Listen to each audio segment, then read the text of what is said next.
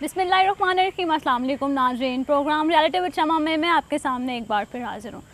जैसे कि आप जानते हैं कि इस वक्त मुल्क के जो हालात चल रहे हैं, करंट सिचुएशन चल रही है, उसमें बहुत से बातें हैं जिस सब पे कोई अमल दरामद नहीं हो, लेकिन साथ साथ ये भी जानेंगे हम कि हमारे मुल्क में हमारे चेयरमैन, हमारे वाइस काउंसलर्स, हमारे वाइस चेयरमैन, हमारे जितने भी हल्के के लोग हैं उसमें काम नहीं हो रहे या हो रहे हैं, क्या किस किस्म की जो सा है बातें हैं, किस किस्म की अमल दरामद किया जा रहा है, इस वक्त लोगों को किस चीज़ का सामना है, मुश्किलात किस किस्म की हैं। तो इसी बारे में जानने के लिए आज हमारे साथ मौजूद हैं मलिक मोहम्मद मेहरबान अली, जो कि वाइस चेयरमैन है UC 45 से, और इसके अलावा हम उनसे वो काफ़ी स्ट्रॉन्ग किस्म के सोशल वर्कर हैं और एक्टिविस्ट हैं, और अभी जो उनसे रिसेंटली उन्होंने PMLN को ज्वाइन किया है। हम उनसे जानेंगे कि उन्होंने अपने हल्के में किस तरह से काम किए हैं और क्या सिचुएशंस हैं। सर अस्सलाम वालेकुम। वालेकुम अस्सलाम। सर कैसे हैं आप? जी अल्हम्दुलिल्लाह। सर सबसे पहले तो आपको मुबारकबाद कि आप आज़ाद उम्मीदवार, आप इलेक्टेड हुए हैं। इतने टफ कंपटीशन के साथ आपने जो सा है कॉप अप किया है सिचुएशन को। आपके तरफ एक PTI थी, एक तरफ PMLN था, तो आपने बड़ी स्ट्रांगली इस चीज़ को फेस किया है। तो आपको कैसा लग रहा है, क्या एक्सपीरियंस था आपको, क्या लगता था कि ईज़िली आप इसको क्लियर कर जाएंगे, क्या फीलिंग क्या थी आपकी? जी बिल्कुल, ज़ाहिर है जब बंदा इलेक्शन में होता है और इलेक्शन कैंपेन जो होती है वो कर रहा होता है, तो उस वक्त फीलिंग तो बहुत मुख्तलिफ साइन दे रही होती है कि जी ज़ाहिर है दूसरी तरफ पार्टीज़ के टिकट होल्डर्स हैं और हम लोग आज़ाद इलेक्शन के लिए आ रहे हैं। लेकिन एक बात यह है कि मैं समझता हूँ कि जब लोग सोशल वर्क करते हैं और लोगों की खिदमत का जज्बा अपने अंदर रखते हैं और रूटीन में सियासत से हट के लोगों की खिदमत करते हैं, तो उनको अपने अंदर एक ट्रस्ट होता है कि जी अल्लाह ताला हमारी मदद करेंगे और इंशाल्लाह लोग हमारा साथ देंगे। तो इसी की एक ये भी कड़ी थी, लोगों की मोहब्बत मेरे साथ थी, और वहाँ पर पाकिस्तान मुस्लिम लीग नून के जो टिकट होल्डर थे वो भी बड़े स्ट्रॉन्ग कैंडिडेट थे, और इसी तरह पाकिस्तान तहरीक इंसाफ के जो इस्लामाबाद के ज़िली सदर थे, जो हमारे अपोनेंट थे चेयरमैन की सीट पे, तो दोनों स्ट्रॉन्ग कैंडिडेट थे और हम तो आज़ाद की हैसियत थे। तो अल्हम्दुलिल्लाह लोगों ने साथ दिया, लोगों ने मोहब्बत की, और उसके बदले अल्लाह ताला ने मेज़त अता की। बिल्कुल बेशक।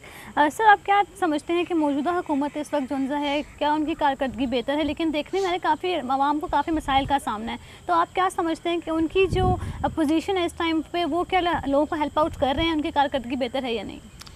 देखें जी, जो आपकी ये बात है कि जो अभी करंट गवर्नमेंट पाकिस्तान तहरीक इंसाफ की है, उसकी कारकर्दगी जो है वो बेहतर है या नहीं है, इसके ऊपर तो गवर्नमेंट के अगर आप उठा के देख लें इंटरनेट, सोशल मीडिया और ये सारी चीज़ें जो उनके बयानात हैं, उनसे तो ये लगता है कि उन्होंने पाकिस्तान को इतना आगे लेके जा चुके हैं कि बिल्कुल जो उन्होंने तब्दीली के नारे लगाए थे वो तब्दीली वो लेकर आ चुके हैं। लेकिन हकीकत में ऐसी बात नहीं है।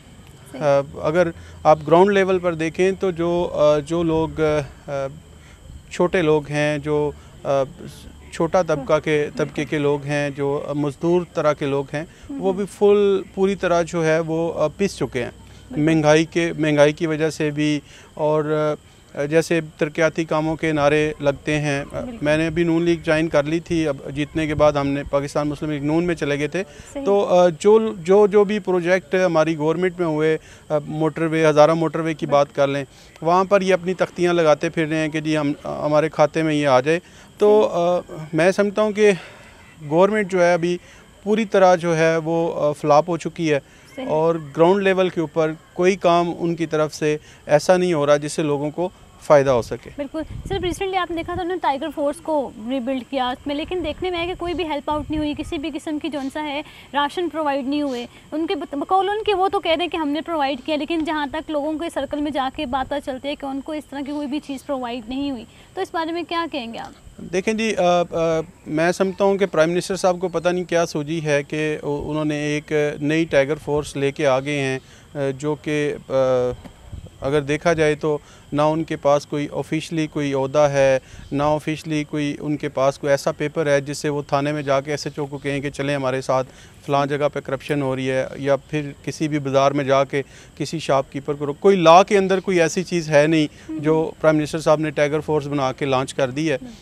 जहाँ इस्लामाबाद के अंदर अगर पूरे यूसी के अंदर, जैसे हमारी भी यूसी है, मैं भी इसमें चेयरमैन हूँ, वाइस चेयरमैन, 13 लोगों की टीम मौजूद है, ठीक है। तो आपने अगर डिलीवर करना है, अगर आपने सियासत नहीं करनी, आपने आवाम तक डिलीवर करना है, आवाम तक ये पहुंचाना है कि उनको फ़ायदा हो सके, तो आपके पास तो 13 लोग, इलेक्टेड लोग जो हैं वो मौजूद हैं, जिसमें चेयरमैन है, वाइस चेयरमैन है, कौंसलर है, किसान कौंसलर है, वो लोग जिनको नोटिफिकेशन गवर्नमेंट ऑफ पाकिस्तान से मिला हुआ है, आप उनके ज़िम्मे ये काम लगाएं अगर आपको ज़रूरत पड़ गई है कि वो ग्राउंड लेवल पर ये काम करना ज़रूरी है।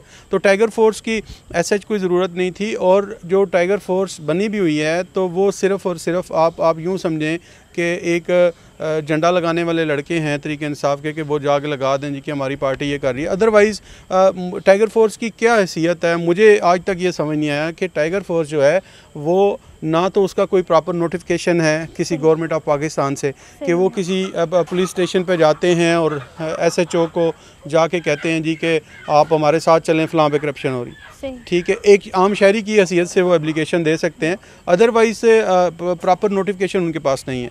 सामने भी आ रहा है कि इनके पास प्रॉपर डेटा नहीं है, कलेक्शन नहीं है, कि उनको पता तक नहीं है कि कहाँ पर किस जगह पे कितने लोग हैं जो किस ज़रूरतमंद हैं, ठीक है। अभी देखने में आ रहा है कि हमारी पढ़ी लिखी जनरेशन जो है वो भी इस टाइम सर्वाइव कर रही है, उनके पास इवन जॉब्स जो थी वो ख़त्म हो चुकी हैं, इनके पास इवन सर्वाइवल के जो है कोई भी ऑप्शन नहीं है। तो आप समझते हैं कि इसमें कुछ हम आगे की तरफ बढ़ सकते हैं कि हमारी इकॉनमी तो डिस्ट्रैक्ट हो चुकी है बिल्कुल, तो क्या कहेंगे इस बारे में? देखें जी, ये बिल्कुल आप जो बात कर रही हैं, ये डाटा ना तो ये टाइगर फोर्स के पास है और ना वक्त हुकूमत के पास है कि जी उनके पास ये पता हो कि कौन से इलाके में कितने लोग जो हैं वो किस ग्राफ में अपनी ज़िंदगी को गुजार रहे हैं। ये जो है ये बल्दियाती जो लोग हैं, बल्दियाती जो सेटअप के लोग हैं, जो इलाकाई तौर पर अपने अपने हलके में रहते हैं, ये रिपोर्ट तो वो पेश कर सकते हैं कि जी हमारे इलाके में कौन से इतने लोग हैं जो बिल्कुल जो गुर्बत की लकीर है उससे नीचे गुजारा कर रहे हैं और उनका खाना पीना मुश्किल है, उनको राशन चाहिए, उनको मदद चाहिए या उनको जॉब चाहिए। तो ये लोग जो इलेक्टेड लोग हैं यही इनको अरेंज करके दे सकते हैं, लेकिन वो नहीं चाहते क्योंकि मोस्टली 27 यूनियन कौंसिल जो हैं वो पाकिस्तान मुस्लिम लीग नून के पास हैं, मेयर इस्लामाबाद का मुस्लिम लीग नून के पास है।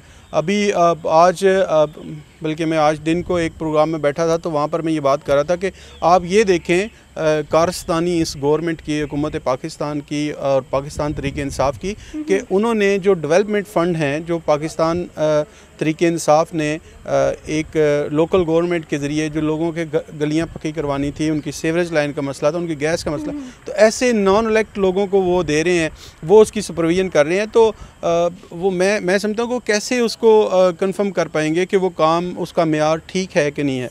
हम लोग इलेक्टेड लोग हैं, अगर फ़र्ज़ करें मेरे इलाके में मैं अपनी कोई सीवरेज लाइन किसी की ठीक करवा रहा हूँ या मैं किसी से कोई स्ट्रीट जो है उसको कंक्रीट करवा रहा हूँ, तो उसका मैं रिस्पॉन्सिबल हूँ।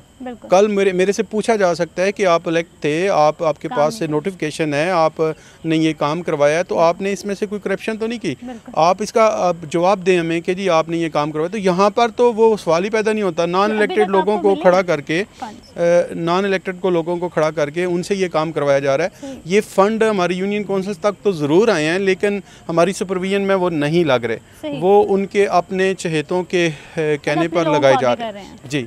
तो इसका जवाब कल गवर्नमेंट जो है वो किससे लेगी, मुझे समझ नहीं आती। या चीफ कमिश्नर इस्लामाबाद हैं, वो किससे इसका जवाब मांगेंगे कि वो जो काम हुए हैं तरक्याती काम वो किस मेयार के हुए हैं, उनको किस तरह वो अच्छे भी हुए हैं कि नहीं हुए। उनको सुपरवाइज जो कर रहा है वो पाकिस्तान तरीके इंसाफ का कोई भी जो बंदा है, वो नॉन इलेक्टेड जो लोग हैं वो उसको कर रहे हैं। तो उनको कैसे अंदाज़ा हो सकता है कि जी काम कैसे करवाना। बिल्कुल, इसके बाद वाकई आवाम ये समझती है कि जो इलेक्टेड लोग हैं सारी मिस्टेक उन पर डाल दी जाती है। तो डेफिनेटली यहाँ पे हुकूमत को ऐसा सोचना चाहिए कि अगर कोई शख्स काम करने के लिए आगे बढ़ रहा है तो उसको डेफिनेटली हेल्प आउट किया जाना चाहिए, उसको प्रोवाइड करनी चाहिए फंड्स। इसके साथ ही सब देखिए कि आजकल कब्ज़ा माफिया सर्कुलेशन बहुत बढ़ रही है, तो इस बारे में क्या कहेंगे, क्या इसको कंट्रोल अभी तक क्यों नहीं किया जा सका? पीटीआई के तो बड़े दावे थे इस बारे में भी कि हम बड़ा इसको इजीली कंट्रोल कर लेंगे, लेकिन नहीं, ऐसा सब कुछ क्यों हो रहा है अभी? हाँ जी, आपका बड़ा अहम सवाल है। वैसे मुझे बड़े मेरे लिए काबिल एहतराम हैं हमारे जो मेंबर नेशनल असम्बली हैं। तो जहाँ पर ऐसे लोगों को आप सामने लेके आ जाते हैं और उनके ऊपर बिठा देते हैं कि वो ख़ुद कब्ज़ा माफिया के सरगना होते हैं, तो वो कैसे कब्ज़ा माफिया को उनसे वो छुड़ा सकते हैं। अब यहाँ पर मेरी जो यूनियन कौंसिल है इसके अंदर भी बहुत सारे जो ऐसे लोग हैं, मैं नाम नहीं लेना चाहता, लेकिन जितने भी लोग हैं वो सब के सब पाकिस्तान तहरीक इंसाफ के लोग हैं और उन्हीं के लोग हैं। और उन्हीं के लोग जो है वो लोगों के ज़मीनों पे कब्ज़ा कर रहे हैं और ख़ुद से रोना शुरू कर देते हैं कि हमारे साथ ज़्यादती हो रही है। तो अब ज़ाहिर है, अब पुलिस स्टेशन के पास कोई एक आम शहरी एप्लीकेशन लेके जाता है तो उसको जब ये पता चलता है कि मेरे सामने वाला जो बंदा है वो SHO को पता चलता है कि वो तो हुकूमती पार्टी का बंदा है, उनका कोई मेंबर है, उनका कोई चहेता है, तो वो SHO वैसे ही उसको ख़त्म कर देता है। तो वो गरीब लोगों का हक मारा जा रहा है। ये सही सर, थाना कल्चर में कहा गया था काफ़ी इम्प्रूवमेंट होगी, हम बहुत जल्द इस निज़ाम को तब्दील कर देंगे। वहाँ पे तो 0.5% भी इम्प्रूवमेंट का सिंबल नहीं नज़र आ। तो आप क्या कहेंगे इस बारे में? क्या ये सिस्टम ऐसा ही चलता रहेगा या वो नाम नहाद दावे थे जो आवाम को बेवकूफ़ बनाया जा रहा था, तो क्या वो सिस्टम सेम रहेगा? देखें जी, मैं समझता हूँ कि ये जो तब्दीली का नारा है ये इसने ऐसा तब्दील कर दिया है कि अब तो आवाम की चीखें निकल आई हैं और वो इस हद पे पहुँची है कि वो ख़ुदकशी करना शुरू कर रही है आवाम ने और लोगों ने। ये तब्दीली का नारा ऐसा तब्दील करके चला गया है कि हमारा जो थाना कल्चर है, इससे पहले जब पाकिस्तान मुस्लिम लीग नून की गवर्नमेंट थी तो यहाँ पर मिसालती कमेटी का सिस्टम था। थाने के अंदर कोई 10 लोगों की मिसालती कमेटी बैठती थी जो लोगों को उनके मसले सुनती थी और उनको उनके घर तक उनके मसाइल को हल करके छोड़ती थी। और अब आजकल ना तो सवाई टाइगर फोर्स के अलावा कोई इन्होंने ऐसी चीज़ बनाई है कि जो आवाम का और पुलिस का ज़्यादा जो सोर्स है वो एक दूसरे के ज़्यादा करीब हो। पुलिस को सिर्फ इंस्ट्रक्शंस मिल रही हैं ऊपर से और जितने भी पुलिस स्टेशन हैं उनके अंदर जो SHOs जॉब कर रहे हैं उनसे तो अभी तक जराइम कंट्रोल नहीं हो रहे। अब मेरे जितने भी मेरी यूनियन कौंसिल के 4-5 थाने लगते हैं तो मैं रोज़ाना की खबर ये होती है कि आज वहाँ पे ये डकैती हो गई, आज वहाँ पे लोगों से स्नैचिंग हो गई। और ये फिर थाने पे अगर उनसे बात की जाए तो वो कहते हैं ये रूटीन की बात है और मामूल की बात है, ऐसी बात नहीं है। तो इस पे IG इस्लामाबाद को भी सोचना चाहिए, हुकूमत वक्त को भी देखना चाहिए कि जी आप लोग अगर लोगों को तहफ़्फ़ुज़ नहीं दे सकते, दो चीज़ें, एक तो आप उनको खाना नहीं दे सकते, गुर्बत की लकीर से नीचे लेकर आ गए हैं, दूसरा आप उनको जो तहफ़्फ़ुज़ है वो नहीं आप फराहम कर सकते। आज जो जिस तरह के जैसे अभी 3-4 दिन पहले यहाँ से एक बच्चा जो है वो अगवा हुआ था, फिर वो चलें कैरी हो गया, फिर उनको अरेंज कर लिया गया। लेकिन यह है कि इस तरह की चीज़ें होने क्यों जा रही हैं? ये तभी होता है जब गवर्नमेंट जो है वो या जो भी हुकूमत होती है उसका जब प्रेशर जो है वो लूज़ होता है, वो नहीं कंट्रोल कर सकती, तभी ऐसे मसाइल पैदा होते हैं। जब आपका IG कंट्रोल कर रहा होता है तो IG के साथ जितने भी SPs हैं वो भी कंट्रोल कर रहे होते हैं, फिर DSPs कर रहे होते हैं, फिर SHOs कर रहे होते हैं और ये सारे के सारे लोग जो हैं ये एक टीम वर्क करके अपने इलाके को सेफ करते हैं। लेकिन यहाँ पर देखा गया है कि एक तो लोग गुर्बत की लकीर से नीचे जाते जा रहे हैं, दूसरी तरफ लोगों को बहुत ज़्यादा तहफ़्फ़ुज़ का शिकार है, ना उनको जो साइल जाता है पुलिस स्टेशन के अंदर उनको उसके ऊपर फेवर दी जाती है, ना ही उनका ख्याल किया जाता है।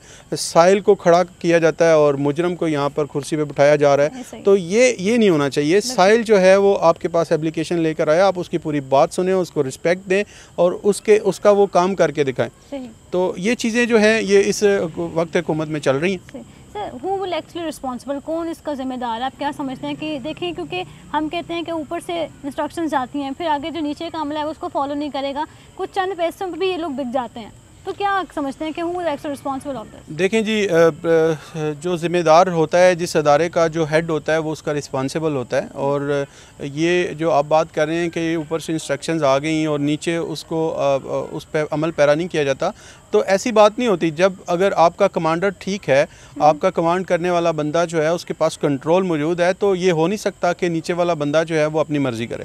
तो जो भी इदारे का सरबराह होता है, अगर पुलिस की बात करते हैं तो मैं इसको इंटीरियर मिनिस्टर के ऊपर लेके जाता हूँ, मैं सेक्रेटरी इंटीरियर के ऊपर लेके जाता हूँ कि ये उनकी रिस्पॉन्सिबिलिटी है कि जी वो अपने जो IG साहिबान हैं, जो नीचे अफसरान हैं, उनसे रिपोर्ट लें और देखें कि जी उनके हालात क्या हैं।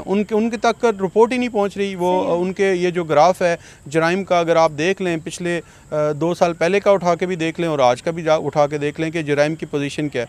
आज आपका मोटरसाइकिल चोरी हो जाता है हमारे किसी बंदे का और वो थाने में एप्लीकेशन देता है तो SHO कहता है FIR ना कटवाएं, बस इसको रहने दें, जब मिल गया तो आपको दे देंगे। ये क्या बात हुई कि एक बंदे का लॉस हुआ है और उसकी आप FIR उसको नहीं काट, क्योंकि आपके रिकॉर्ड में जाती हैं बातें। तो ये रिकॉर्ड मेंटेन करना, ये बेसिकली अगर ये सारी बातों का मजमूआ अगर आप मेरे से पूछें तो ये जो पाकिस्तान तहरीक इंसाफ की गवर्नमेंट है, मैं इसको थोड़ा सा ब्राइट करके ये बताना चाह रहा हूँ कि ये सारी की सारी जो टीम है प्राइम मिनिस्टर के साथ, ये सारी की सारी जो है वो ऐसे ही फेक टीम है जो कल किसी और पार्टी में थी, फिर किसी और पार्टी में, आज इनके साथ आ गई।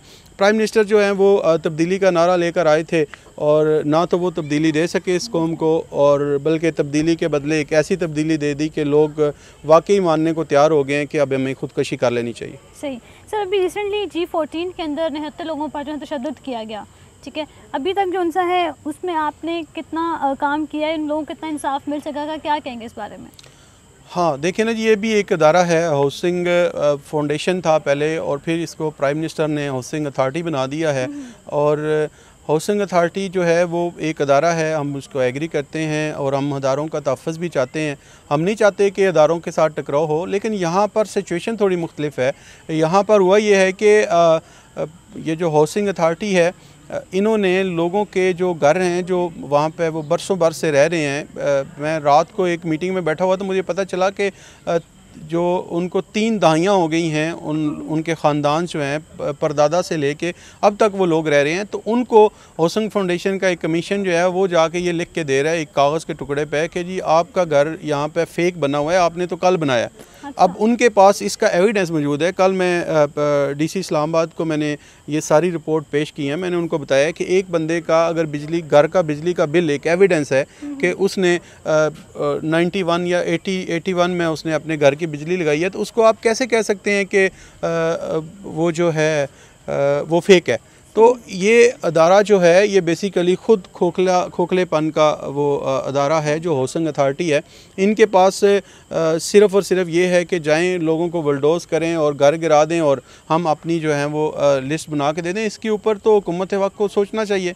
अभी जो लोगों के ऊपर 3 घंटे 3.5 घंटे इन्होंने शेलिंग की है, पुलिस इस्लामाबाद की इंतज़ामिया हाउसिंग अथॉरिटी के लोगों ने 3 घंटे शेलिंग की। आप मुझे ये बताएं कि क्या आज तक आपने देखा सवाए एक ओपन एहतजाज जो रोड्स के ऊपर होता है उसके ऊपर अगर शेलिंग कोई करता है तो मैं समझता हूँ कि वो शेलिंग लोगों को इकट्ठा होने से रोक सकती है, वो लोगों को भगा सकती है। मैं इस बात से एग्री करता हूँ कि आप जो रोडों के ऊपर जो सड़कों के ऊपर एहतजाज होते हैं उन पे शेलिंग होती है, मैं भी देखता आ रहा हूँ इतने अरसे शेलिंग होती है। लेकिन आप जब एक गाँव में जाकर घरों के ऊपर 3.5 घंटे मुसलसल जो है वो शेलिंग करते हैं, क्या आपको नहीं पता कि उन वहाँ घरों के अंदर 1 माह का बच्चा भी मौजूद हो सकता है, 6 माह का बच्चा भी मौजूद हो सकता है, प्रेग्नेंट ख़वातीन वहाँ मौजूद हो सकती हैं, बुज़ुर्ग ख़वातीन वहाँ मौजूद हो सकती हैं, बुज़ुर्ग लोग वहाँ मौजूद हो सकते हैं। वो ये सारे लोग जो है जिनको आपने एक बंद गली में बंद करके 3.5 घंटे उनके ऊपर आपने शेलिंग किया, आप क्या समझते हैं ये इंसानियत है? आप लोगों को जब एक इलेक्टेड बंदा, मैं वहाँ पर मौजूद था, मैं वहाँ गया, मैंने उनको कहा कि मैं इस यूनियन काउंसिल से इलेक्ट हुआ हूँ, मैं इनका रिस्पांसिबल हूँ लोगों का, आप मेरे साथ बैठें, अगर आप लोगों को पेमेंट दें, इनके मसाइल हल करें, इनको जो प्लाट आपने दिए हैं, जो वादे किए हैं वो प्लाट दें ताकि ये अपना वो घर वहाँ बना सकें।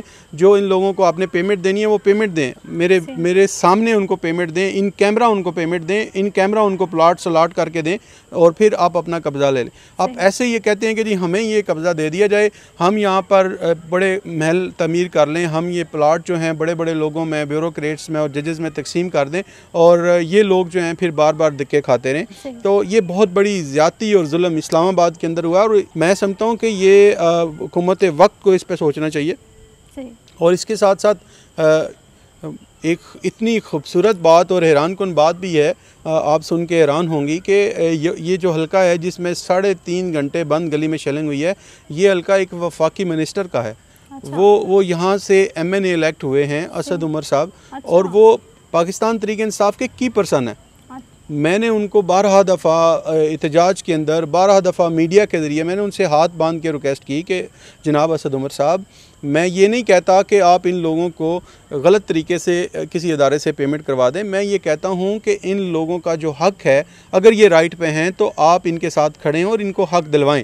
तो यहाँ पर तो आप हुकूमत वक्त की बात अगर करते हैं तो पाकिस्तान तहरीक इंसाफ का इतना सीनियर रहनुमा और इसी उसका अपना हलका जहाँ से उसने लोगों से वोट लिए हैं, उस हलके में अगर 3.5 घंटे वहाँ के जो बच्चे हैं, एक माँ का बच्चा, वहाँ पर छोटे बच्चे, वहाँ पर ख़वातीन, वहाँ पर मर्द, वहाँ पर बुज़ुर्ग, जिनके ऊपर 3.5 घंटे जहर की शेलिंग की गई है, आप मुझे बताएं कि वो एक घर से कहाँ निकल के जा सकते हैं। घरों के अंदर वो रहते हैं, तो घरों के ऊपर अगर शेलिंग हुई है तो वो उन्होंने वहाँ से कहाँ निकल के जाना है, और वो उसके अंदर ही रह गए और ये उसके ऊपर शेलिंग करते रहे। और उसके बाद फिर पाकिस्तान तहरीक इंसाफ के एक एम एन ए जो एडवाइज़र भी हैं प्राइम मिनिस्टर के, अली अवान साहब, वो तशरीफ़ लाए, बजाय इसके कि वो कोई दर्द और दुख की बात करें, बजाय इसके कि वो सरनश करें अदारों की, बजाय इसके कि वो हाउसिंग अथॉरिटी को कहें कि आपने ये क्या किया है, हमारे लोगों के ऊपर आपने शेलिंग की है, तो वो भी बात को हंसते खेलते छोड़ के चले गए हैं। तो ये बहुत बड़ा आपने बहुत अहम सवाल उठाया, ये बहुत बड़ा जुल्म है इस्लामाबाद दारुल-खिलाफा के अंदर।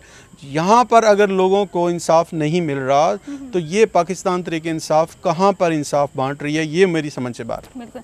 असद उमर साहब, आपने तो बड़े दावे किए थे, बड़े आपने लोगों से आके इंसाफ की बात की थी कि मैं आपके लिए इंसाफ की आवाज़ बनूंगा, लेकिन आप यहाँ देखें इंसानियत का कत्ल हो रहा है, मासूम बच्चे, औरतें सब तकलीफ़ में, लेकिन आपके ही अंडर आने वाली जगह पे जहाँ पे आपने अभी तक कोई स्टैंड नहीं लिया, तो आप कब स्टैंड लेंगे? ये आपका टाइम है। बड़ी माजरत के साथ असद उमर साहब मैं आपसे बात कर रही हूँ, आपको वाकई ही इस मसले पे ज़रसानी करनी चाहिए थी। सर, साथ ही जानना चाहेंगे, अभी कश्मीर इश्यूज़ की बात करते हैं, अभी तक कश्मीर के जो 1 साल हो चुका है, क्राइसिस चल रहे हैं, वहाँ की आवाम दर्द में मुब्तला है, कर्ब में मुब्तला है, कहीं भी से किसी माँ का बेटा जाता है, कहीं पे किसी बहन का भाई जाता है, किसी माँ की कोख कट जाती है, लेकिन कोई प्रॉपर एक सिचुएशन नहीं है, अभी तक कोई प्रॉपर चीज़ें सामने नहीं आई। बात हुई, ज़रूर हुई, उसके बाद क्या हुआ? There is no any kind of stand. मुझे दुख के साथ कहना पड़ रहा है पीएम साहब के भी जो सा है हालात इस कदर कशीदा हैं, हम तो यहाँ पर बैठे हुए हैं, वहाँ के दर्द दुख तकलीफ़ को हम समझ नहीं पा रहे, तो सिचुएशन आखिर कब संभलेगी? आप क्या समझते हैं कि क्या ये किसी बड़े सामने की तरफ हमें लेकर जा रही है? हमारी खामोशी, हमारे सामने इतनी चीज़ें आ चुकी हैं अभी तक, लेकिन फिर भी हम खामोश हैं, क्यों? क्या समझते हैं इस बारे में, क्या कहेंगे? देखिए जी, जब कश्मीर की बात आती है तो आंखों में आंसू बाहर आते हैं, और यकीन करें कि ये जो लम्हा है जिस तरह आप बात कर रहे हैं कश्मीर के हवाले से, हमें बसीयत कौम जो है ना जी, हम यहाँ बैठे हैं, हमें बिल्कुल फ़िक्र नहीं है कि वहाँ जो है वो क्या हालात हैं मुसलमानों के ऊपर, वहाँ जो कश्मीरी हमारे भाई और बहनें हैं उनके ऊपर क्या गुज़र रही है। तो ये बिल्कुल बहुत बड़ा एक सानिया है जिसे प्राइम मिनिस्टर साहब कहते हैं कि जी मैंने एक अमेरिका में जाके एक स्पीच की, मैं सारे हालात को बेहतर कर दूंगा। मुझे समझ नहीं आती कि हमारे प्राइम मिनिस्टर हैं, बहुत सारे लोग इनके जो चाहने वाले हैं पाकिस्तान तहरीक इंसाफ के, वो कहते हैं बिल्कुल ये जो प्राइम मिनिस्टर साहब हैं इनकी पॉलिसी ठीक है, ये ठीक तरह से जा रहे हैं। मैं कहता हूँ बिल्कुल ठीक होगी, लेकिन मुझे ये बता दें कि अगर प्राइम मिनिस्टर साहब या पाकिस्तान तहरीक इंसाफ के वो लोग अगर उनमें से उनका कोई बच्चा उनके सामने उठा लिया जाए और दीवार के साथ पटक दिया जाए, तो मुझे वो बताएं कि उनका रिएक्शन क्या होगा। तो कश्मीर के अंदर जो अभी कत्ल व गारत की जा रही है और जिस तरह नौजवानों को शहीद किया जा रहा है, जिस तरह स्कूल की नौजवान बच्चियों को कत्ल किया जा रहा है, शहीद किया जा रहा है, और इसी तरह वहाँ पर बूढ़ी माँ के सामने उनके बच्चों को ज़बह किया जा रहा है, शहीद किया जा रहा है, तो इस पर कब और कौन आवाज़ उठाएगा? ये आपने तो मेरे सारे जो पिछले सवालात थे उनको गुम करवा के मुझे ऐसे टॉपिक की तरफ लगा दिया है कि जो कश्मीर है उसका जो दर्द है वो हम सब बातों की हद तक तो हमारे दिलों में है, और हमें चाहिए कि अब हम बसीयत कौम उठ के खड़े हो जाएं। और ये क्या बात है कि जी हमसे पाकिस्तान चला जाएगा अगर हम कश्मीर पे लड़े? ये क्या बात है कि जी वो अक़वाम मुत्तहिदा जो है जी हम पे प्रेशर डाल देगा? ओ भाई, हम भूख से रह लेंगे, हम खाना नहीं खाएंगे, हम मर जाएंगे, लेकिन कश्मीरी भाइयों का साथ नहीं छोड़ेंगे। हमें चाहिए कि हम वक्त हुकूमत को भी और पूरी कौम को भी चाहिए कि वो कश्मीर का साथ दें और कश्मीर के लोगों के साथ खड़े हों। सही। सर अभी आपने देखा है कि मुस्लिम लीग नून पे काफ़ी इल्ज़ामात लग रहे हैं, जैसे चंद ही जो उनसे रहनुमा है वो सामने आते हैं, जैसे मरियम औरंगज़ेब हो गई, ख्वाजा साद रफ़ीक हो गए, शाहिद खान अब्बासी हैं। तो अभी तक आप क्या समझते हैं कि कब ऐसा वक्त कब आएगा कि जब मुस्लिम लीग नून जो उनसे दोबारा से स्ट्रॉन्ग होकर सामने आ सकेगी, या फिर ऐसी क्या एक्टिविटीज़ हैं, आप क्या समझते हैं कि अभी क्या वो दोबारा से कॉम्पिटिट कर पाएगी आगे आगे? देखें जी, कल मैं एक टीवी चैनल पे लाइव था, वहाँ पर मेरे बाकी और भी लोग पीपल्स पार्टी के और सारी तरीके इंसाफ के लोग भी थे। तो मुझे टीवी चैनल पे बुलाया गया, तो उन्होंने एक सवाल किया कि जी लगता ही है कि पाकिस्तान मुस्लिम लीग नून है जो उसके अंदर दड़े बन चुके हैं और वो खुद से आना नहीं चाहती। तो मैंने वहाँ पर भी एक बात की और आपके सवाल का भी जवाब देता हूँ कि देखें, पाकिस्तान मुस्लिम लीग नून ने अपना एक मुल्क बनाकर मुल्क को ऐसे ट्रैक पर लेकर आ गई थी कि जहां पर मुल्क तरक्की की तरफ जा रहा था, और बीच में पाकिस्तान तरीके इंसाफ की गवर्नमेंट या इनकी जो पार्टी है ये कंटेनर उठाकर पार्लियामेंट के सामने ले आई, और पार्लियामेंट के सामने इन्होंने आपके सामने मीडिया के सामने बातें, आवाम के सामने बातें, इन्होंने 6 माह जो है वहाँ पर कंटेनर लगाए रखा और दिन रात पार्लियामेंट के सारे कामों को रोके रखा। वहाँ पर अगर कोई चाइना का वज़ीर आज़म आ रहा है तो वो भी इस बात से परेशान है। ज़ाहिर है आप दारुल-खुलाफा के अंदर और पार्लियामेंट के सामने आप अगर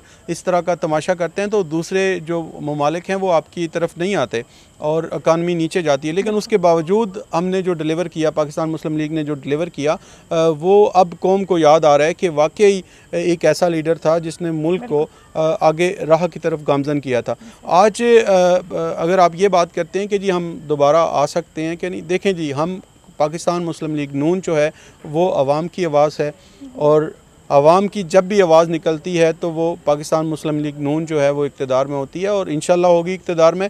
बाकी रही बात, आपने कहा कि पाकिस्तान मुस्लिम लीग नून के बहुत सारे लोगों पर इल्ज़ामात लगाए जा रहे हैं, ये तो इंतकामी कार्रवाइयाँ हैं और इंतकामी कार्रवाइयाँ होती रहेंगी और ये चलती भी रहेंगी। आज तक अभी तक कोई भी एक असम्बली के फ्लोर पे उस दिन हमारे एक मुअज़्ज़ज़ जो ख्वाजा आसिफ साहब हैं वो भी कह रहे थे कि कोई आप साबित करके दिखा दें कि जितने लोगों के ऊपर आपने FIR कटवाई, जितने लोगों के ऊपर आपने करप्शन के इल्ज़ाम लगाए, कोई चीज़ सामने अभी तक नहीं आई और सिर्फ़ जो है वो एक हाइप क्रिएट की जा रही है। उन्होंने मुल्क को लूटा, उन्होंने मुल्क को लूटा। भाई मुल्क को तो अभी आप लूट रहे हैं और आप आवाम को बता रहे हैं कि कैसे लूटा जाता है मुल्क। हमारे दौर में डॉलर जो है उसकी प्राइस क्या थी, आज डॉलर की प्राइस क्या है। हमारे दौर में GDP जो था वो किधर था और आज किधर है। इसी तरह अगर आप पेट्रोल की बात करते हैं, हमारे दौर में पेट्रोल किधर था, आज किधर है। आलमी मंडी में पेट्रोल का तब क्या रेट था और आज क्या रेट है। अगर इसी तरह आप देखें तो ये सिर्फ़ और सिर्फ इल्ज़ामात लगा रहे हैं और अपने ही घर के अंदर अपनी इनकी तिजोरी में ऐसे लोग बैठे हैं जो मुल्क को बड़े खूबसूरत तरीके से लूट रहे हैं और उनके सामने आपके सामने है ये जैसे चीनी चोरी, आटा चोरी और ये सारी करप्शन जो है ये इनसे जो कन्फर्म हो गई है कि इन्होंने चोरी की है, उसके ऊपर इन्होंने कुछ नहीं किया। हमारे ऊपर तो सिर्फ इल्ज़ामात लगाए जा रहे हैं और लगाते रहें। अब हम चाहते हैं, हम नहीं चाहते कि हम पाकिस्तान तरीके इंसाफ की तरह कंटेनर उठा के ले आएँ और पार्लियामेंट के सामने लगा दें। और यकीन करें अगर हमारा एक भी कैंडिडेट अभी पार्लियामेंट की तरफ मार्च करेगा तो अवाम इतनी अभी दर्द में है, इतनी गुस्से में है कि वो एक दिन में इनकी गवर्नमेंट गिराने के लिए तैयार हो जाएगी। लेकिन हम नहीं चाहते। हम चाहते हैं कि अवाम ने इनको इलेक्ट किया है, इन्होंने अवाम को धोखा दिया है तब्दीली के नाम पर, और ये तब्दीली के नाम पर दिया गया धोखा जो है ये ख़ुद फेस करें और ये 5 साल पूरे करें और इस पर ये साबित करें कि 5 सालों में इन्होंने क्या किया। सही सर, देखिए साथ ही इसमें महंगाई बहुत पीक पे चल रही है। लोग अभी बिजली के, इन्होंने इमरान खान साहब ने कहा था बिजली के बिल जला दो, तो अभी क्या सिचुएशन है कि लोगों के घर में 24-24 घंटे लाइट तो आ नहीं रही होती। अभी कराची की सिचुएशन आप देखें, आप पिंडी इस्लामाबाद में देखें, मतलब कहीं पे भी देख लें इलेक्ट्रिसिटी जो सी है प्रॉपर नहीं है और बिल जो सा इतने ज़्यादा एक्सपेंसिव आ रहे हैं। हमारी महंगाई बढ़ गई है, हमारी जॉब्स चली गई, हमारी एजुकेशन डिस्टर्ब होगी, मतलब काफ़ी क्राइसिस है। हम लोग इस टाइम पे बहुत ज़्यादा किसी पीक पे जाके हम अपनी कंट्री के लिहाज से देखें तो बहुत ज़्यादा हम लोग डिमोलिश हो चुके हैं। तो क्या समझते हैं कि हम इस गवर्नमेंट में हम कुछ बेहतरी की तरफ जा सकते हैं, नहीं जा सकते, क्या आप समझते हैं इस बारे में? देखिए जी, इस गवर्नमेंट पर तो मैं समझता हूँ कि जब किसी भी फ़र्द पर, किसी भी कौम पर कोई बीमारी आती है तो वो अल्लाह ताला का उस पर ख़ास करम होता है। इस दफ़ा जो पाकिस्तान में जो कोरोना की पूरी दुनिया में आई है, कोरोना की जो बीमारी है, कोरोना वायरस जो है पूरी दुनिया में फैला है। मैं समझता हूँ पाकिस्तान के लिए वो बाइस रहमत बनकर आया है कि कम से कम इनकी वो जो करतूत हैं वो छुप गए हैं। अगर ये एक इनके पास बहाना आ गया है कि ये कोरोना की वजह से हम सर्वाइव नहीं कर पा रहे, हम थोड़ी मुश्किल में आ गए हैं। अगर ये ना आता तो ये अभी तक क्लैप्स कर चुके होते और ये भाग चुके होते। और मैं अक्सर कहता हूँ कि हमारे प्राइम मिनिस्टर साहब ने एक दिन बैग उठाना है और एयरपोर्ट पे जाके खड़े होकर कहना है कि जी मैं इस कौम के साथ नहीं चल सकता। बात कसूर कौम का नहीं है, कसूर लीडरशिप का है, कसूर टीम वर्क का है, कसूर पॉलिसीज़ का है। और ये जो इनकी पॉलिसी हैं, ये जो इनकी टीम वर्क है, ये अगर इनके साथ रही और इसी तरह ये मुल्क को आगे लेके गए तो आप बिल्कुल बजा फरमा रही हैं कि जैसे अभी आज के इस दौर में जो नौजवान हैं, जो लोग हैं, उनकी हालत आप देख लें, वो बेरोज़गार हो गए हैं, बच्चे स्कूल नहीं जा सकते, घरों के अंदर पूरा सिस्टम डिस्टर्ब हो गया। तो ये अगर इनकी यही हालात रहे, यही पॉलिसी और यही इनकी टीम रही तो ये खुद से भाग जाएंगे और एयरपोर्ट पर जाके कहेंगे जी कि हम जा रहे हैं, हम इस मुल्क के लिए कुछ नहीं कर सकते। यही कहूँगा कि जो भी वक्त हुकूमत होती है वो अपनी उस मजाज के मुताबिक अपने लिए काम करती है और अपने लोगों को फैसिलिटेट करती है। आप ज़रूर वक्त हुकूमत का भी साथ दें और इस मुश्किल में उनके साथ खड़े हों। जब हमारी गवर्नमेंट होगी हम आपको साथ लेकर चलेंगे, लेकिन अब दुआ करें, पूरी कौम जो है वो दुआ करे कि हमारा मुल्क पाकिस्तान जो है ये सलामत रहे और जो इनकी टीम है जो अभी वक्त हुकूमत में मौजूद है, अल्लाह ताला उनको हिदायत दे और जो पूरी दुनिया में हमारी जग हसाई हो रही है उससे हमारी बचत हो। बहुत शुक्रिया। थैंक यू सर, आपने बहुत प्रीशियस टाइम दिया। मैं थैंक यू सो मच। जी नाज़रीन, आपने देखा कि हमने डिफरेंट करंट इशूज़ पे बात की और अल्लाह पाक हम सब पर रहम फरमाए और जल्द ही जो है हमें इन मुश्किलात से निकाले। बेहतरी की उम्मीद कर सकते हैं। इमरान खान साहब जितने हमारे प्राइम मिनिस्टर हैं, हमारे जितने भी लीडर्स हैं इस टाइम, काइंडली खुदारा अपना नहीं, अपनी गरीब आवाम को जिन्होंने आपको कुछ समझ के वोट दिया था, खुदारा उनकी मदद कीजिए। और दूसरी बात कि कश्मीर को मत भूलिए, क्योंकि हम आज भी कश्मीरियों के साथ खड़े हैं, उनके साथ चलते रहेंगे इंशाअल्लाह। अल्लाह हमारा हामी नासिर। अल्लाह हाफ़िज़।